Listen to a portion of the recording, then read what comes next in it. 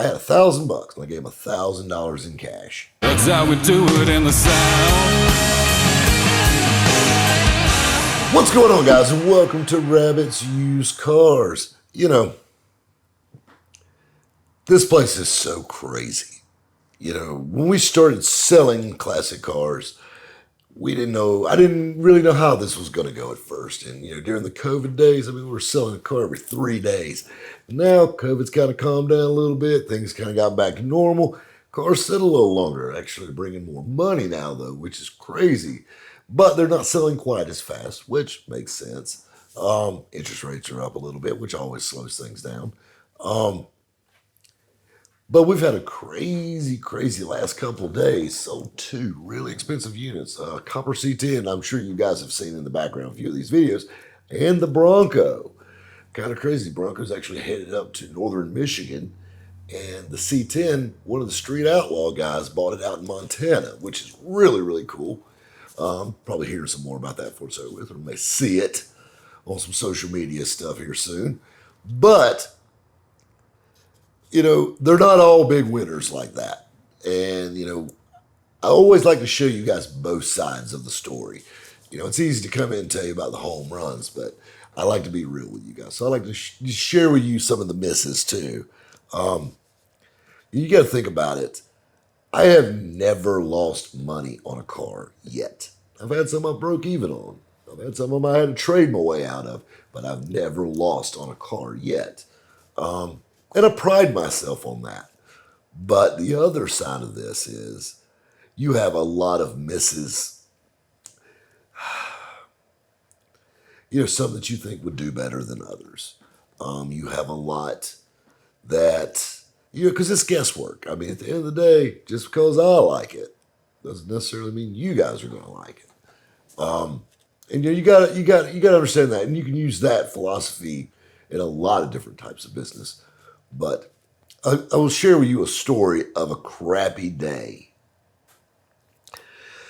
I was at an event. This was actually a couple years ago, but I was at an event, and me and a buddy of mine were walking around. And we were looking at cars, and there was a gorgeous 57 Chevrolet 2-door post. It was a Bel Air, you know, tropical turquoise, ivory top, those classic iconic colors, turquoise inside, beautiful car, small block automatic, been hot rodded, disc brakes, sat a mile high in the air. But other than that, super nice car. Stop, drop, and roll candidate from way back. Big set of wheels. You know, adjust the altitude a little bit. Of course, that's where the attitude comes in. Give it that look, that car would be showroom ready. And those are the cars I like to buy. I love those little transformations. I love doing it on trucks and cars. But this little 57 Chevrolet was a quality car. That's the thing. It was a very nice built car. And I walked around it, and the gentleman had it for sale. And he was an older guy.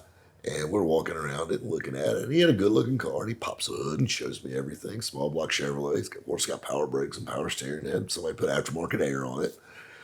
Good-looking car. Like I said, just need those little tweaks to really make it pop, to give it eyeball. But, you know, I was blessed with the ability to see past that and look at the quality of the build itself. And you got to think about it. That's the expensive parts. You know, you got to think I could spend $3,000 on this and make this vehicle worth way more money, which is great. You know, it's just like guys that redo houses and flip them and whatnot. Same idea. Well, anyway, I was walking around this 57 Chevrolet, and it was just a great car. I mean, like, it was just a good car. And the older gentleman, he restored it a few years back, and he's drove it. He's had his fun with it. He goes, to be honest with you, kind of getting up in age a little bit. He said, man, I just get tired of cleaning on this thing. It's time to let somebody else have a little fun with it. So we got to go back and forth on price. His price was decent he had on the car.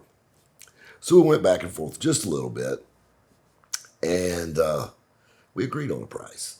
Well, obviously, I didn't have a checkbook with me. I didn't have anything with me. Here I am out of town. I'm driving my personal vehicle. I have no trailer, no way to haul this thing, no way to get it back. He goes, I'll even do you one better. He said, I'll stick it on a trailer and bring it to you, and you can just pay me for it. He said, why don't you just give me a little deposit on it and, give me your information. So I did. I had $1,000 and I gave him $1,000 in cash. So I'm like, man, I'm excited. Got one bought. Me and my buddy, we went out walking around, doing our thing, having a good time, Got a car bought, had a good day at the car show. He bring this thing down to me next week. It's all going to be good. Well, the next day he gives me a call. He goes, hey, I'm going to be a little tied up this week. Can I run it to you first thing next week? And I said, man, that's totally fine. It works out good. I have the cash waiting on you. Boom, boom, boom. Love it. Things happen. And I understand that. So that week goes by. Never hear from him. And I figured, he'd kind of give me a warning shot when he was coming. And I'm like, man, So I call him back. Goes straight to voicemail. Interesting. And, I'll give him a few days. Try to call him back. I have a cell phone number. Try to call him back. Nothing. Goes to voicemail. So I call the third time. And this is a week later than he was supposed to be there. So now it's 3 weeks since I gave him the deposit in this car. And his wife answers the phone. Or I'm assuming it's his wife. A lady answers the phone. And I said, hey, I'm Rob Pitts of Rabbit's Used Cars. I was calling to check on that turquoise 57 Chevrolet. I gave your husband a deposit on it, and he was supposed to bring it down. I was going to pay him for it. She said, my husband passed away last week, and I know he was going to sell it to you, but it's already in his will for one of his children to get it. And he said, I don't think that would be the thing to do. And I agree wholeheartedly at that point. That, a child's supposed to get this. And I don't want to crap anybody out of their inheritance or whatever. And, I'll be honest with you, it's a horrible situation. I'm not going to ask for my money back. It sucks and it's a loss. But in the same token, their loss was way deeper and way worse than me losing $1,000. I learned a valuable lesson with that, actually. I'll be a little more persistent. And, now I'm not quite as laid back about it. When I get one paid for or get a deposit on one, I want to get that deal closed as fast as humanly possible. So you live and you learn. So maybe that $1,000 was some paid learning. But that's some of the stuff you deal with here. And it's the craziest things. You try to think of every scenario, how you can lose money, and try to do everything you can to prevent it. There's always something that's going to pop up every time.